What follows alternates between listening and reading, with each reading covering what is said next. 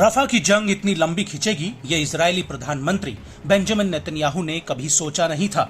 रफा पर हमला करने से पहले नेतन्याहू ने कहा था कि रफा में हमास की 5 बटालियंस का गढ़ है, जिनका सफाया किए बगैर इजरायली फौज रफा से वापस नहीं लौटेगी।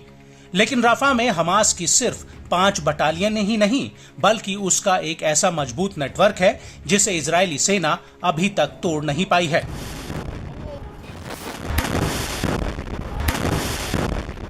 और यही वजह है कि रफा में हर कदम पर इजरायली सेना के ऊपर ताबड़तोड़ हमले हो रहे हैं। हमास के लड़ाके इजरायली सैनिकों को घात लगाकर उड़ा रहे हैं, जबकि आईडीएफ को इन हमलों में संभलने का मौका तक नहीं मिल पा रहा है। और अब हमास की सैन्य शाखा अल कासिम ब्रिगेड ने ऐलान किया है कि उसने आईडीएफ की सीमा में घुसकर एक बहुत बड़ा हमला किया है। अल कासिम का कहना है कि उसके लड़ाके राफा की तरफ से आईडीएफ की बाड़ेबंदी को भेद कर इजरायली सेटलमेंट्स में घुस गए और इसके बाद उन्होंने आईडीएफ के एक हेडक्वार्टर पर हमला किया, जो राफा पर हमले के लिए जिम्मेदार था।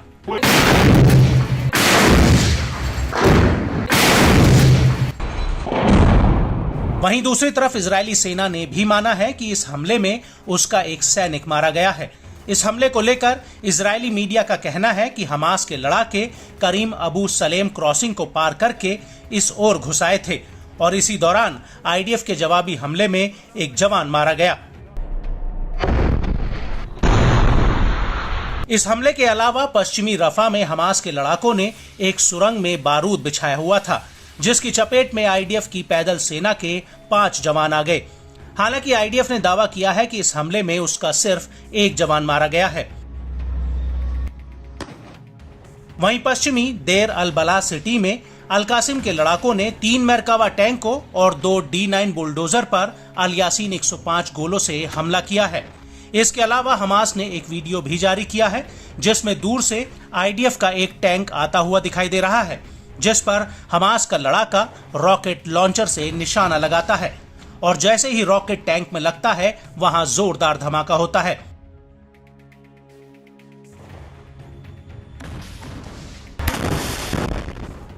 इसके बाद मलबे के ढेर के पीछे एक टैंक और नजर आता है, जिस पर ठीक इसी अंदाज में हमास का लड़ाका गोला दाग देता है।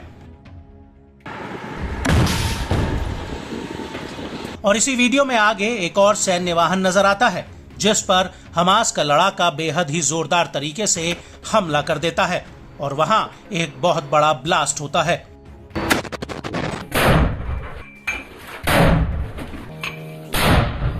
इस वीडियो के अलावा हमास ने एक और वीडियो जारी किया है, जिसमें कुछ लड़ाके एक पेड़ के पीछे छिपकर लगातार रॉकेट फायर करते हुए नजर आ रहे हैं।